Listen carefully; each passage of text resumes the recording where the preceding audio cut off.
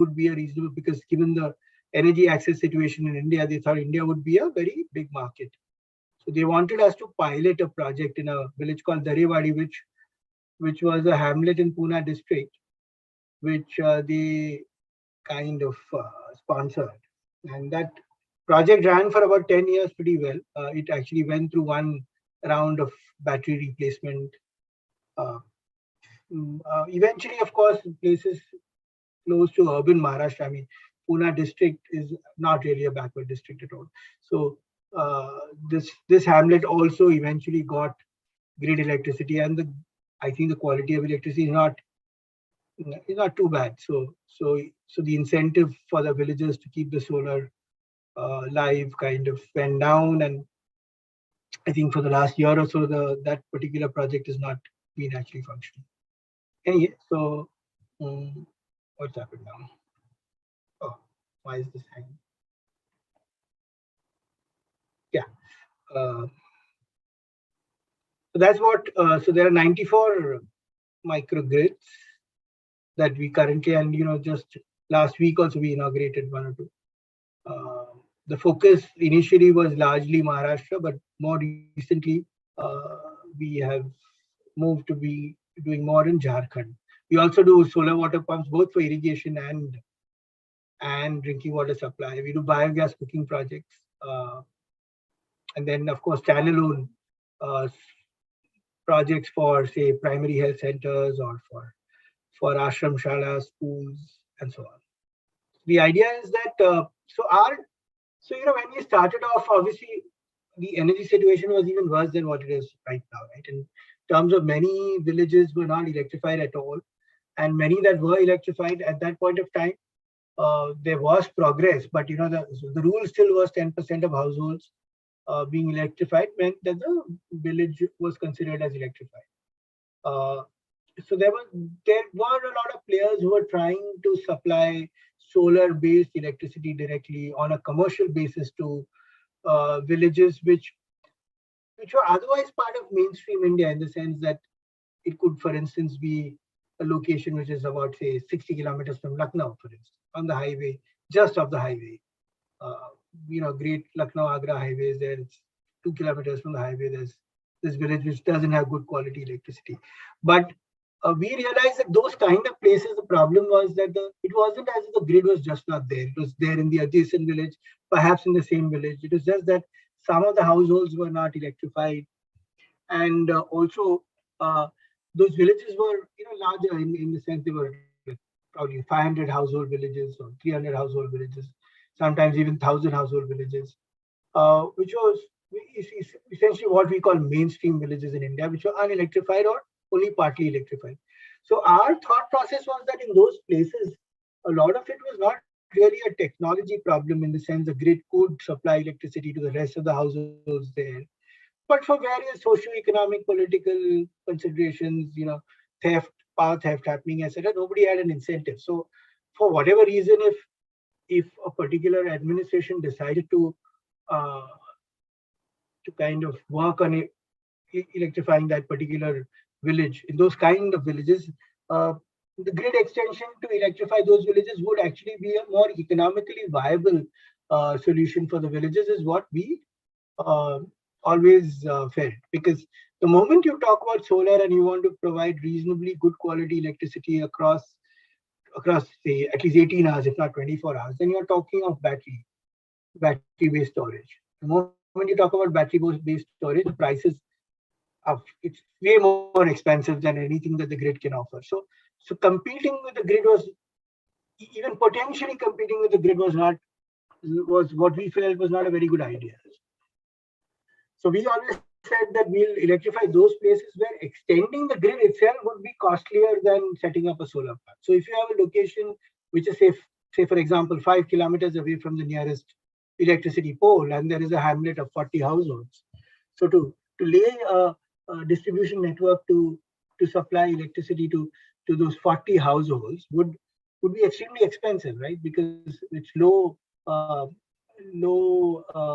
demand. I mean, it will be 40 households only, and you have, say, 5 kilometers long distribution network, which the capital expenditure on the distribution network would perhaps be more than the solar, more than off-grid solar. So our point is that if you obviously need even the tribal households to get electricity, but electrifying them through grid extension in their specific case was perhaps not the most logical way to go about it.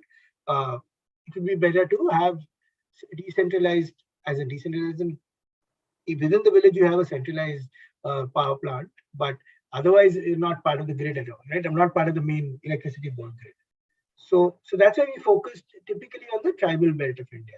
These were places which are relatively sparsely populated. You'll have large areas and then small populations in some areas of those very large areas.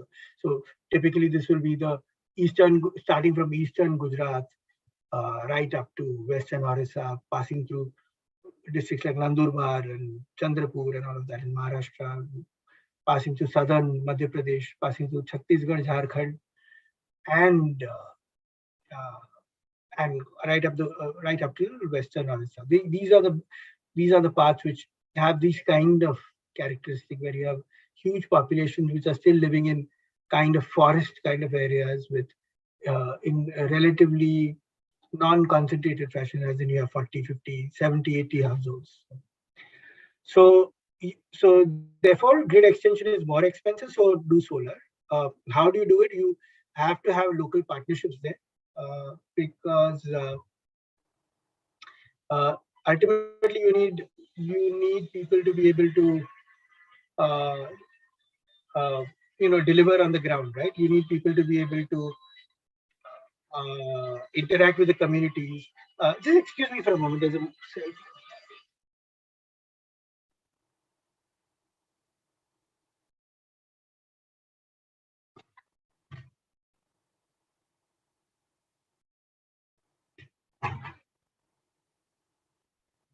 sorry.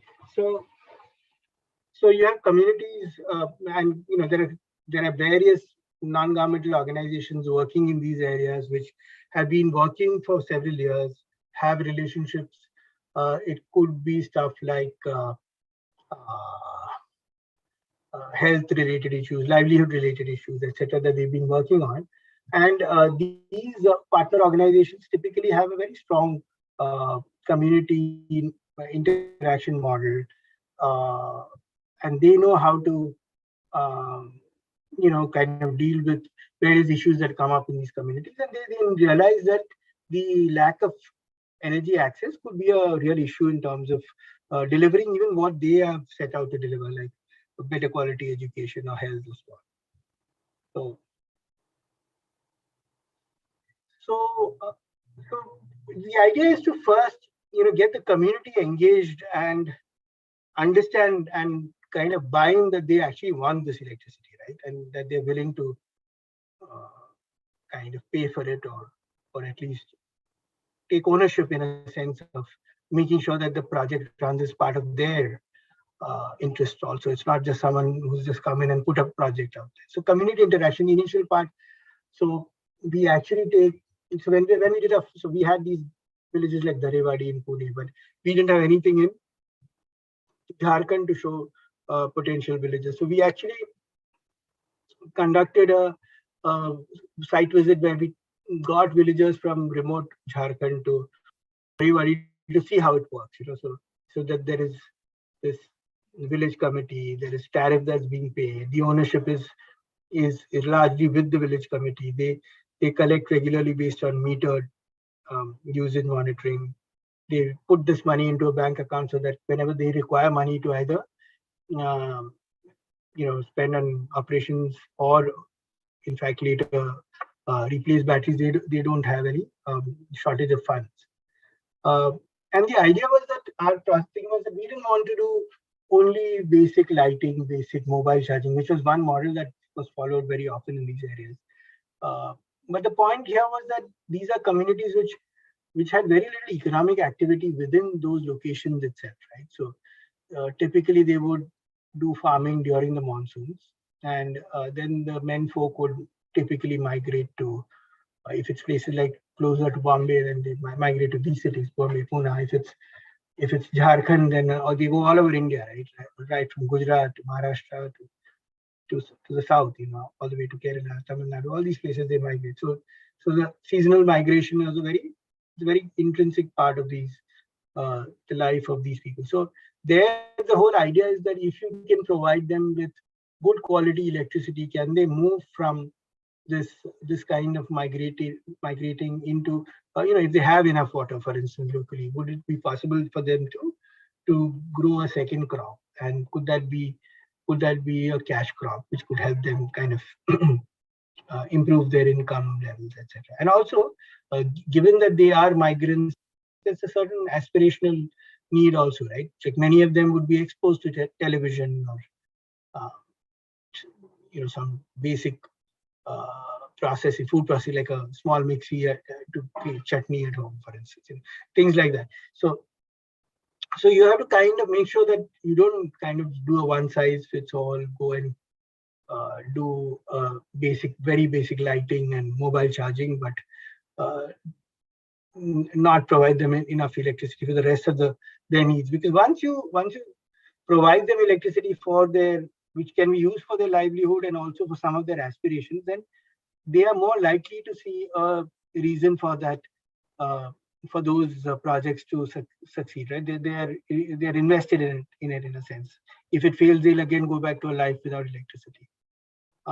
So that is designing for aspiration. We meter every user to ensure that there is discipline in the usage, right? If there's no metering, somebody could just buy a very high wattage appliance, and it could jeopardize the functioning of the system. And the tariff, the basic point is, Gram Oorja does not have any economic interest in the tariffs that are collected. We don't charge them tariff. We are our funding comes through, let's say, corporate social responsibility programs or government programs.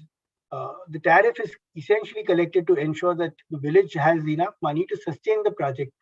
There could be O&M, operations and maintenance requirements. There will, in fact, always be a battery replacement that comes up anywhere between 4 to 6 years.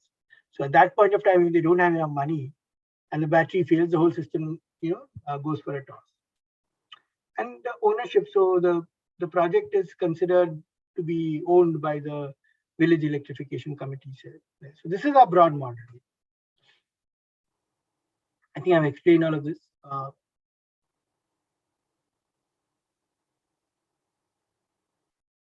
So, like I said, the very last part, the NGOs, all of this is part of the things that I explained here.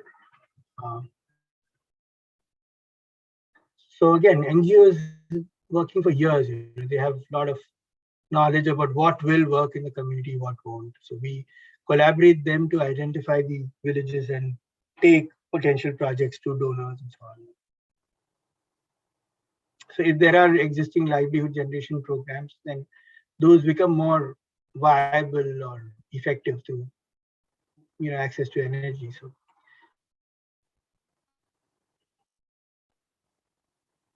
a lot of these things have already come in, places like irrigation pumps, flour mills, rice hullers. Self-help groups in the villages get together to monitor the project and make use of the project. In many villages, so in some villages, they already know that these things can be used. In some villages, if, for instance, there is apprehension that some of these appliances like a flour mill or a huller will not work, then we give it at a discounted rate so that they get used to using it. Because very often there's this mindset that solar means some LED lighting and some mobile charging. That's about it. So they don't realize that actually the energy can be 230 volts, 50 hertz, just like we get in our cities, right? So in some situations, you need to kind of help with the discovery process that yes, appliances do work.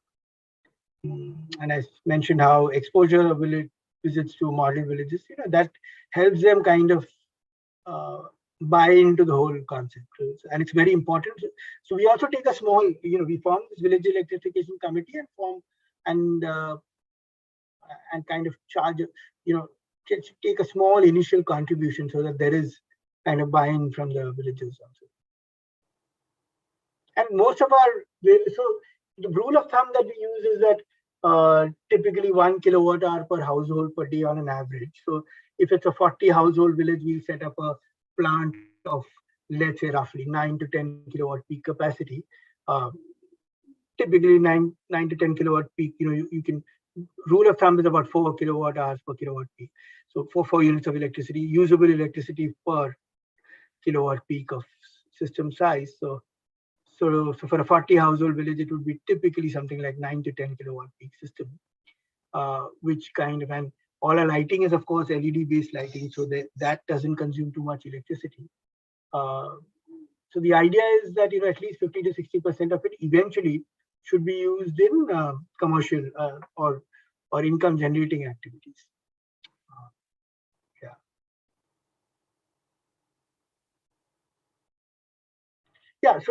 So while there is a desire to make sure that they use the electricity for income enhancement, but it's not as if you just set up a plant in a village. And so for instance, communities that are used to migrating, and migrating is relatively easy, like I was mentioning to Professor Rao, close to Bombay, they can reach the railway station in say half an hour or 45 minutes. For them to, and then they have a set routine, right? They know how to earn their money through whatever labor they engage in.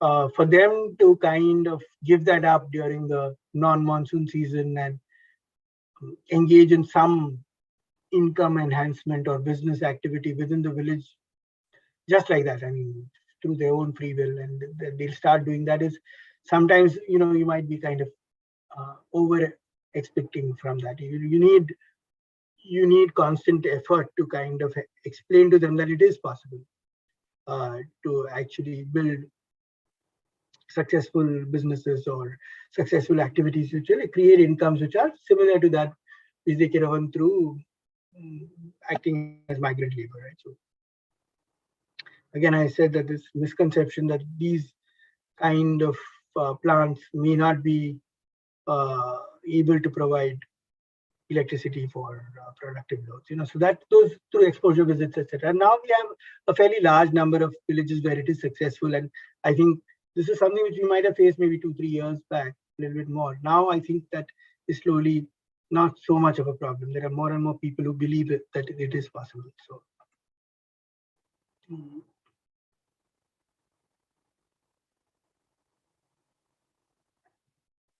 yeah, I think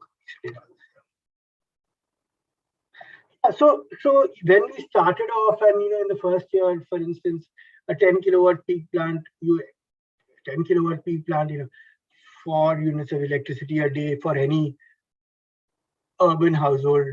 I mean, 40 units. So if you're planning for 1 kilowatt hour per household, per day, it's 30 kilowatt hours for any urban household. That's actually very little, right? So you would expect that, yeah, this would soon reach its capacity. So for in all our 94 microgrids, I don't think we've ever had a problem of not having enough energy. And I mean, there being a lot of demand and not enough supply. I don't think that has ever been a problem, even after now 10 years or so of our first microgrid. It's never been a problem. In the first few years, capacity utilization rarely goes above 30-40%. So if it's a 40 kilowatt hour per day capacity system, we will not be using more than 12 to 15 kilowatt hours per day in the first few years. Very rarely does that happen. It can happen sometimes if there's already a very well developed, livelihood generation program already on the ground. Maybe then they see the need immediately to use this form of energy rather than using a diesel genset or some diesel pump and stuff like that. Yeah. So in Jharkhand, so we started off Darewadi, I mentioned earlier, and we did a lot of projects in the some in Melghat, 4 or 5 in Melghat, which is in Amravati, and lot in the Palghar district, Jawhar, Wada, And now in Shahpur is actually Thane district, but Shahpur, which are all the tribal parts which are within a, let's say, 70-kilometer radius of 80-kilometer radius of Mumbai. Those are most of our microgrids initially. But then we realized that the villages themselves have other options. And while they were quite appreciative initially, but slowly as the grid started coming in there, it became a little less important in their lives. In Jharkhand, the case is very different here. So you have a large tribal population there. And Gumla, Khuti, these are the main districts. Simdega, these three districts are where we work. And all of these districts are actually not more than the district headquarters itself will not be more than 2 hours, 1.5 hour drive from the main, from the capital city, Ranchi, right? Ranchi to Gumla is about 2 hours. The Gumla town, that is. Similarly, Ranchi Khuti would be 1.5 hours to the town. From there, of course, the village itself could be another 2 hours. But essentially, even within close proximity of the capital city, you have lots of hamlets which are unelectrified, and where the alternate sources of income are relatively fewer. So they actually do appreciate that these microgrids can make a change in their life. So we started in 2016 with one, and then eventually moved on. Every year we've been doing projects. These are mostly funded by either Bank of America or the Tata Group, various entities of the Tata Group. So we started, and we now actually have 47 microgrids. There are half our microgrids are in Jharkhand. And in Jharkhand, you'll see this is very common now. So let's say a rice huller machine which is being operated, mixer grinder, broadband, fairly common. And in fact, if you even during COVID, the 2 years of COVID, this Binjpur village, for instance, over the last 4 years or so, it's built a corpus of some 8 lakh rupees, but through tariff collection, just in the village. Okay, it's I think something like a 60 household village or 80 household, 18 kilowatt peak system. So I was surprised. Even I've been there recently, post COVID, until last October actually. So it has it's done exceptionally well in terms of tariff collection. Whereas starting March 2020, the entire tariff collection system in many of the villages in the Shahpur belt actually didn't continue. They cited COVID and problems of lack of income and so on.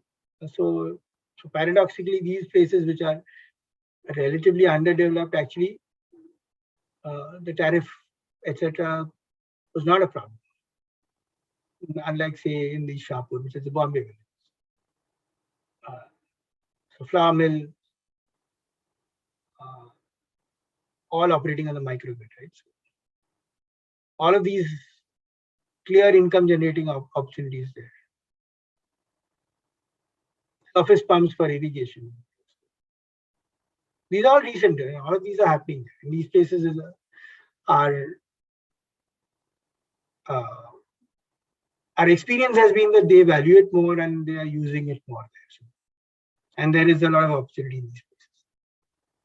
Yeah, I mean, that's about it. So if you can.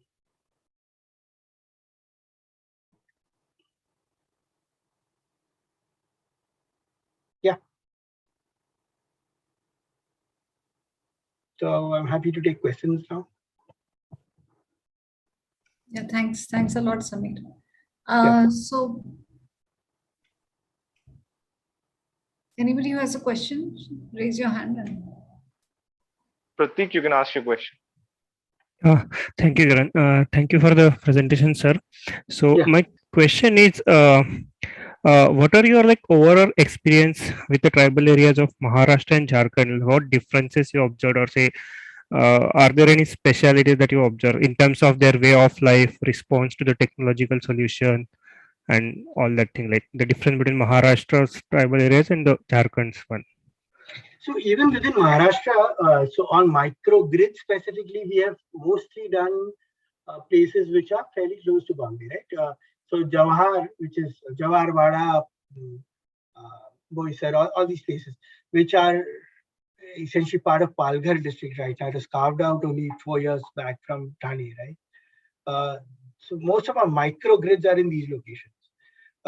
Now, these locations are, like we've discussed, pretty close to Bombay, Thane, and so on. So they have greater exposure to electricity, having worked as maybe migrant laborers in Bombay and so on. And because of the fact that it's more likely that they will get good quality electricity, relatively good, better chances, they tend to value this less, right? So, but Maharashtra is not only these places, right? We have also done Melghat, 4 or 5 villages there. Melghat has a different set of problems in the sense that right from 1993, I think there was, because of some specific incident about a report about malnutrition in Melghat, Melghat got the attention of a lot of corporates, NGOs to kind of address this malnutrition problem. And it's in a sense an over NGO'd area of Maharashtra. You go there, they see, oh, you're the 20th person to come here to give us something or the other. So there is that problem in Melghat, very different from Jawar. We also do projects different, not microgrids, but I'm saying projects in places like Nandurbar and Chandrapur and Dhule. All of those places, again, quality of the electricity grid is considerably better than Jharkhand. So that's the reason why we don't do microgrids. But if you talk about our interactions with them on, say, solar water pumping for irrigation, etc., it's been pretty positive. They actually use it for growing a second crop. Very progressive, no problem. Jharkhand, so in many ways the tribals, so like, I was mentioning that in the initial phases, we used to actually get the tribals from Jharkhand to visit the Maharashtra projects. They broadly speak the same language, right? I mean, they understand the lives and the challenges and so on. So there is a lot of similarities in that sense between tribals across the country. But within each pocket, there are differences. Some, because of the geography, they have certain sets of concerns and certain sets which they don't really care that much about, which is the Bombay area and all. But broadly, I think both places pretty much similar. I mean, they do want to see if they can use technology to kind of, and they're both accepting of technology to see if they can use it to kind of improve their livelihood, right? So I hope that answers my question. Yes, sir. Thank you.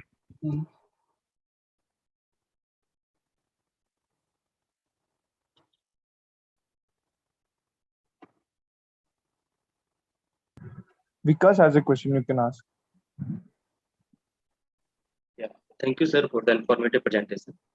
So I have a question regarding the sustainability of these microgrids. Like, as you have mentioned, Gram Oorja is targeting to those areas where government grid is not financially feasible to extend or reach in those areas. So are there any such cases in maybe in Maharashtra or Jharkhand where earlier Gram Oorja microgrid was there, but and the government is trying to extend the grid in all the possible areas under the Saubhagya scheme. So are there any such cases where the government, the Gram Oorja project has to stop because of the grid extension in those areas? And are there such cases, and how Gram Oorja is trying to deal with such kind of situations in future? Yeah. So with about 94 microgrids, some of them are very recent. So obviously, let's consider about 75 microgrids, which we have implemented, say, up to about 2 years back. I think where the grid actually came and was kind of live, so many of the villages, there are poles, but no grid. I mean, no functioning grid. Poles which have been kind of put there by contractors who were given contracts and so on. So I'm saying where a live grid actually came in after Gram Oorja's project was implemented. I think that, from what I know last, was about 14 to 15 such villages where a functioning state electricity board grid came in after Gram Oorja's grid was. Even in those 15, I think at least not more than 5 or 6 or maybe 7 or 8 have actually decided not to use Gram Oorja at all. Even out of those 50% have remained with us. Like I was mentioning earlier, one of the reasons for that was because of non-reliability of the grid, right? Because when you're taking the central grid to such remote locations, you always run the risk that some small problem somewhere en route can make the grid fail, and then nobody really has the incentive to go and sort it out, right? So even among the grids that even among the villages that have had the grid, I'd say at least 50% are still using ours substantially, or at least want us as a backup. Yeah, some of them are now not using us, but that's from our overall 75 microgrids. I think about 7 or 8 only would be of that nature. Even now, after we started our first grid in 2012, we are in 2022, and the Saubhagya, which happened starting 2016-17 or so. Even today, I think 85 to 90% of our initial grids, I'm not talking of the recent ones, 85-90% of the initial grid are still being used by the villagers. So to that extent, I think sustainability from an interest perspective, it has happened broadly. Going forward, if the state electricity grid is able to provide 24 or let's say good quality electricity at zero cost, then obviously it won't succeed. But we haven't yet seen that in any significant way. Yeah, thank you, sir. So one add on to that question, like as you said, like still the microgrid users are there, but they are less because of the extension of the government grid. Correct. So as the customers are reducing, so it is difficult to collect the enough amount in 4 to 5 years to replace the battery. So how that situation will be dealt in the future? So what happens is one whole village. So a battery set is for a specific village, right? So it is not as if individual customers never take the decision to go away. That's not how this happens. Typically, the village decides to go away or not go. That's how it is worked out till now. Okay, I mean, anything can happen in the future, but till now, so once a village has decided to not use the central grid, I mean, not use our microgrid anymore, then the question of battery replacement anyway is not relevant. I mean, it's not. So it's kind of one or the other. It's the entire village is either there or not there. So that issue of 50% of your, if I've understood you correctly, 50% of your households in a specific village now decide they don't want this grid. That I think through the village electrification committee kind of convincing everyone or through collective action, whatever, that has not really happened till now. Either the entire village is gone or they continue to pay. But post-COVID in Maharashtra, we have had challenges. Okay, that's so the 47 microgrids in Jharkhand and the 47 in Maharashtra are totally different. So at least some areas of Maharashtra, it's definitely been a problem. There's been a reluctance to pay and all of that. It could perhaps be because they know that they really are not. So it's something which we'll get to know more over the next year or two, I think. But as of now, it's still not a problem. Yeah. Okay, sir. Thank you. Omkar, you can ask your question now. Thank you. Thanks a lot, sir, for the presentation. So I'm having two questions. One is related with, are you having some interactions with local distribution company officers? What is their opinion on this overall process? Like, I'm just extending Vikas' question. What will be the sustainability when they are extending their own network? And just to extend that, in case if it gets extended, are they in a position to purchase the electricity getting generated through this infrastructure? Are we thinking of these models where simply this microgrid will be a part of overall grid connected system? So what is your thought on that? So in theory, yes, that is a very good thought, in the sense that if you have this asset which is in a remote place with some, I think with some basic modification of the inverter, you can kind of, because the rest of the infrastructure more or less can be still used, but maybe some part of the infrastructure, the inverter design or the inverter itself might have to change, and then you can kind of do a grid tied model, right? But the problem is that in most of these places, the administration itself is kind of it's. I don't think they're empowered to totally decide or even really have much interest in exactly finding solutions in most of these places. So we haven't honestly been engaging too much with them because the Electricity Act of 2003 gives us the freedom to start in an unelectrified area. You can start a grid, right? So we try to actually stay away from the state electricity board, especially in Jharkhand and all. There's no chance in most of those locations that the grid will come in the near future. If it works for 4 or 5 years, even that is a good deal, right? For many of the villages, that's how we are looking at it. In theory, yes, it would be great if we could have a policy where this kind of then gets to be a part of the overall generating system for the country, right? But firstly, the loads, we are talking of 10 kilowatt peak systems so far away, and how will you manage the net metering? And in practice, I think we are still not there at all. Thank you, sir. Thanks a lot. Yeah.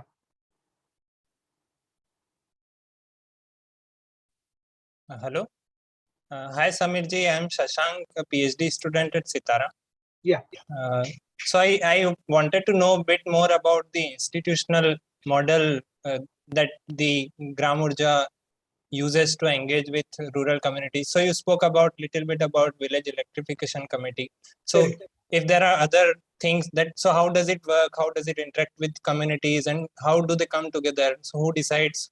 How does it operate? How is it maintained, kind of? Correct. So I'll go through that again. So now that we've been around for so many years, we have a set of NGOs in these tribal areas whom we've had relationships over the last few years, right? So they are aware of areas which are very poorly electrified, and they come up to us, say an NGO, let's say it's Pradhan in Jharkhand, or Transforming Rural India, which is another NGO with whom we worked. So they tell us that in Simdega, let's say there are these 20 villages which still don't have any grid access, right? So what do you think? Can we approach some potential donor for the CSR grants for the initial capex? Once at that point of time, we go and do a basic technical assessment. So the locations within the hamlet itself, each household cannot be very scattered, because that would then make it very difficult to create a centralized grid, right? Home lighting systems might be better in those situations. So we do some basic assessment whether a grid is viable, a microgrid is viable in terms of technically in those locations. Along with this would typically be with the NGO. Once we are clear, then we actually meet with the villagers and say that this is our thought process. That there are these villages, if you can, and now because say it's a Simdega, there would be a village about within a 20-kilometer drive where our existing project would already be present. So we would tell the villagers that this is our model. You have 40 households, you form a committee of say 5 or 10 villagers, and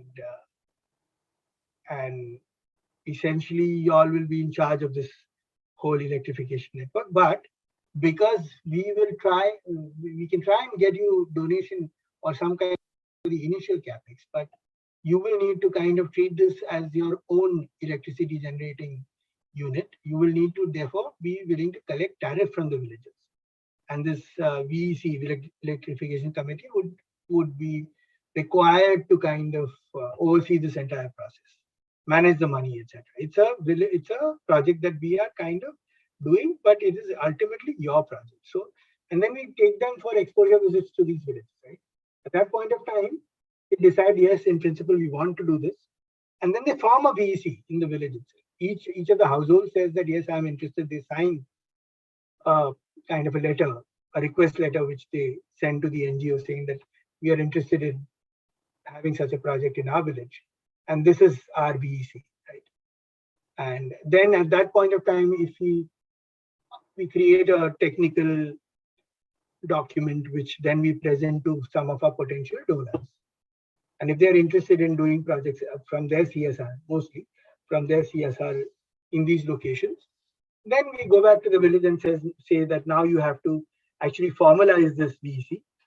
You will have to start collecting your initial contribution. It should be something like 1,000 rupees, 2,000 rupees, one-time initial contribution per household, just to kind of make sure that there is some skin in the game. And then we decide on a broad mutually. They also are part of the decision-making process as to how to design the tariff. Should it be fixed tariff to some extent and then variable, or should it be only variable, etc. So we guide them that this is the kind of money you will require about 4 or 5 years from now to be able to run this sustainably. You therefore need to, if you break it down, you need to collect so many rupees a month. So therefore, you need to be able to collect so much tariff per household. Right? This is something that we explain to them, but we leave the decision to them. So the VECs form, the money from the corporate donor goes to the NGO. The NGO then creates the asset through our help, as in we do the entire procurement, implementation, engineering also initially, all of that EPC, complete work. And the project, once commissioned, it is transferred to the VEC, and it becomes their baby in a sense. Right? So that's broadly I think I've answered your question. That's how the institutional mechanism is. Yeah. Thank you, Samirji. One more follow-up question on this. So once the ownership is transferred to VECs, then so my experience has been that the decentralized schemes of related to livelihood or other things in tribal belts with Adivasis, they fall apart because of lack of cooperation among. So if they are implemented with collectives rather than individuals, then they sometimes fall apart after a period of, let's say, 5 years because of some kind of miscommunication or lack of confidence within the group. So do you also engage with them, or I mean, because these have been working for 3-4 years, there must have been definitely something that has been positive with these committees. So I'm trying to get to know that what has been that positive thing, kind of. So first point is that some of the villages are now functioning for 6, 7, 8 years. Our oldest is 10 years old, so it's not only 3-4 years. Many of them have gone through one cycle of battery replacement or are close to that. So I think the point here is that many of apart from the very initial microgrids, most of them, the NGOs that I'm talking of are very strong. Pradhan and TRI and all of these are extremely competent NGOs in those locations. And they've been working for 30 years in those specific villages in some situations, working on self-help group-based models and different types of livelihood issues, etc. So, so that part of the story is really, if there is success in that part of the story, the credit actually goes to the NGO in that part. I mean, it's not like Gram Oorja, because they have, what we have been ensuring is that the quality of the electricity that's given is actually quite good. Because if you do a good job of designing a solar system, it does not fail. I mean, you will get 24/7. And if you are very disciplined in usage, you will get fairly good quality electricity. Better than some of their neighboring villages which are actually connected to the centralized grid. In some states, definitely, our grids perform better than the grids. I mean, the villages which have state electricity board. So they see all that, right? They see that this is technically it's good. It's not difficult if you create the system. I mean, the technology part is not very challenging. On the community engagement itself, yes, it could. I mean, no denying the fact that there could be disputes between 2 or 3 cell groups there. All of those things have happened in some of the villages. But I think where the NGO is already present for very long and has demonstrated.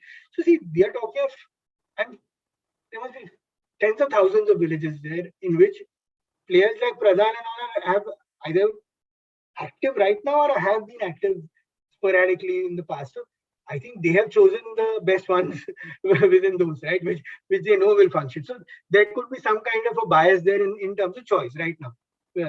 Not all their villages will work as well, perhaps. I mean, I'm just kind of thinking aloud as we speak. But till now, I don't think it's a significant problem. It has existed in some issues, in some places, but we've not had major problems of communities kind of falling apart, as you said. That's not happened yet. Thank you. Yep.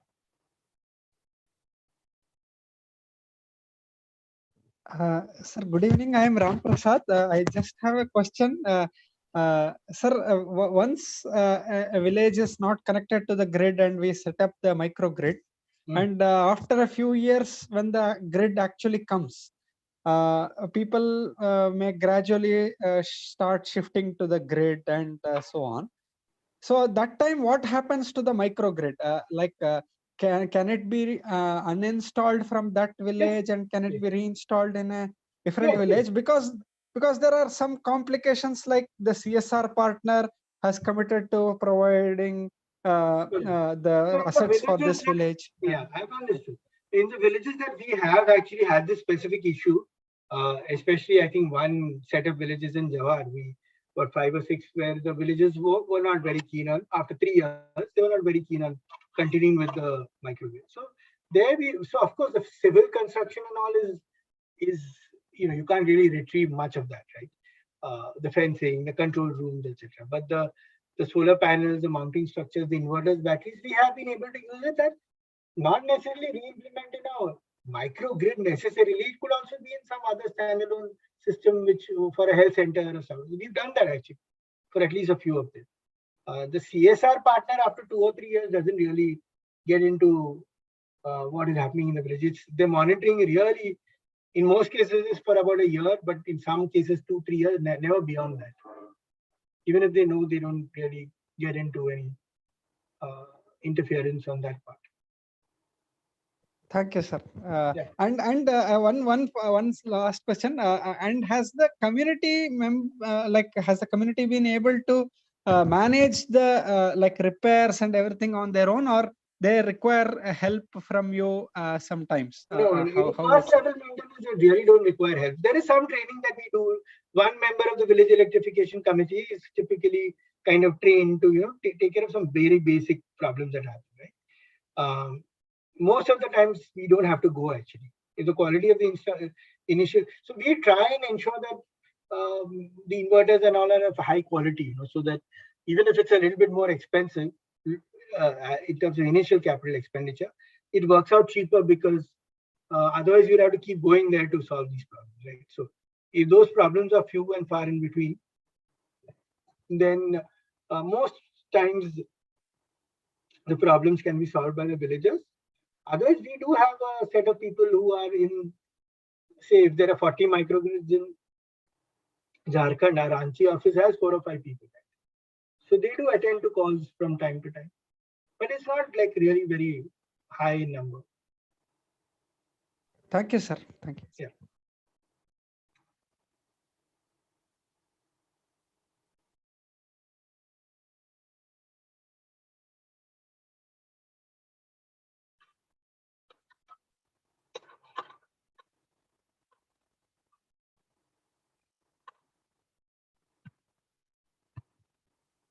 Okay, if there are no other questions, I have one short question.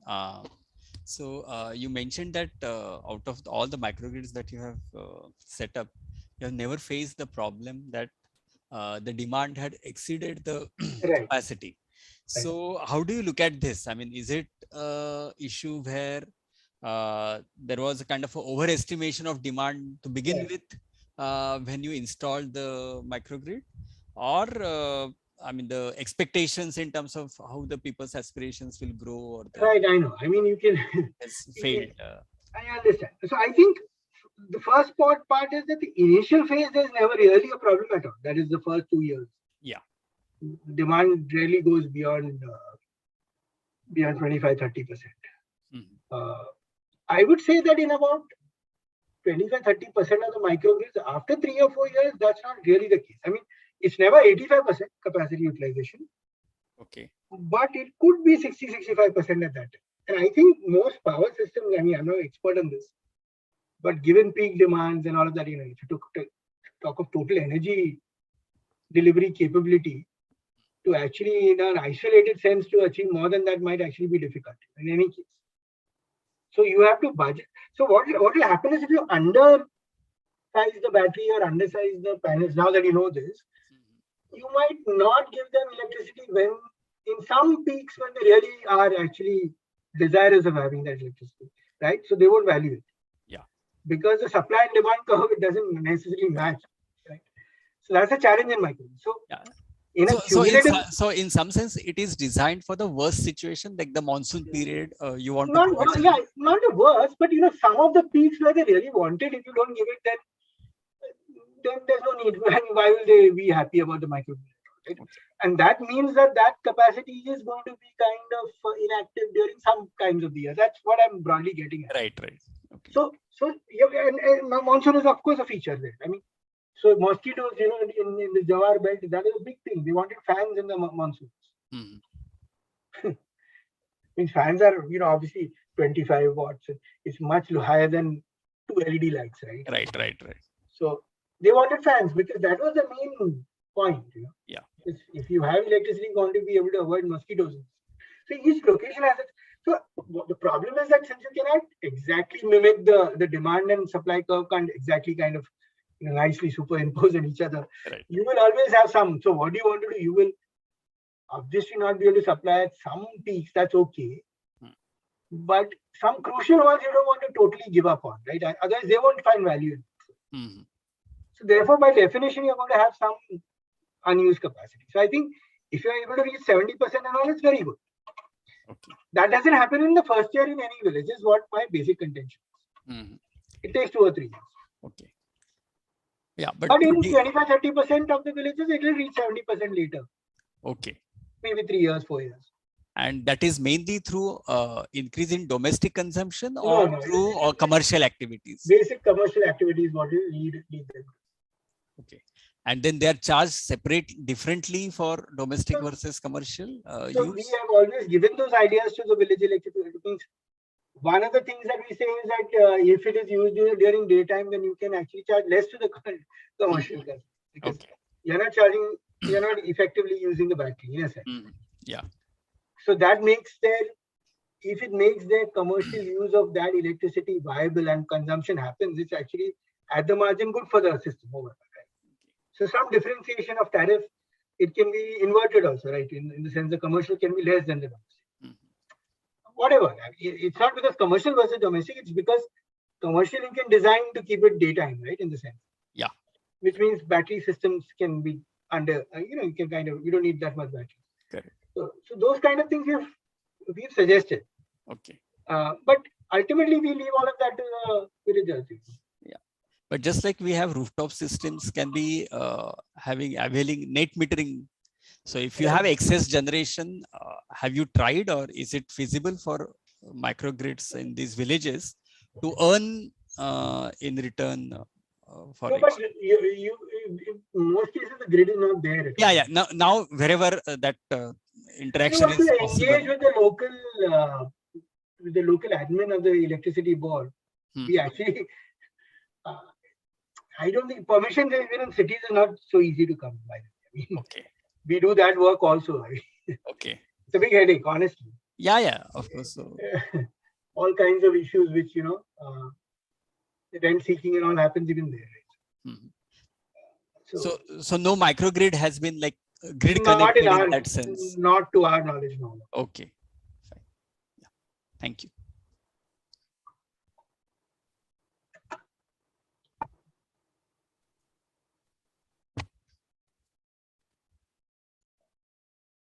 One question I have in addition to the unanswered question, can I ask? Yes, please. So, like as you mentioned, like the microgrid designed in that way, so it can fulfill all the requirements of the village. Suppose microgrid is installed in a village, after some time, maybe 1 year, there are the load of households increased, or maybe there are some rural enterprises you can say some floor mill or kind of things came in the village or installed. Some people interested to in that kind of activities, or kind of in household like the TV or fan installed, so the load of the household will be increased. So in that case, is there any kind of provision like the capex came from the CSR funding? So the load of the capacity of the microgrid can be increased in that case, if the load of the village increased? Yes, short answer is yes.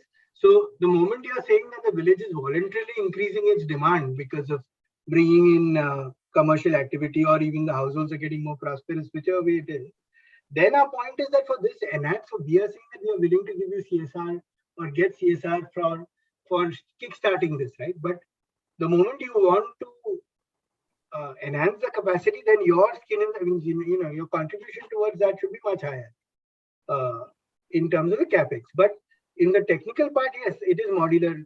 The design is fairly modular, so you can increase capacity. Okay, thank you.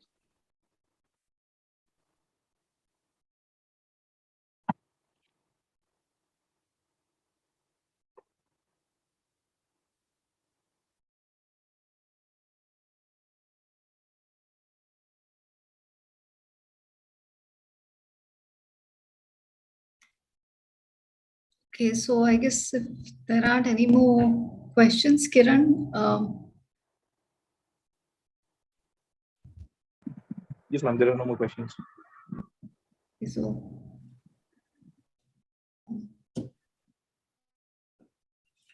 okay, so let's thank our speaker, and this was a really interesting talk and clearly a lot of questions. So, and we'll call you back again in another 2 years when there's a new set of students. So, yeah, and of course, you can always email me with any specific question later. As and when I get the time, you can. yeah, Any student who also, you can kind of bunch up the questions.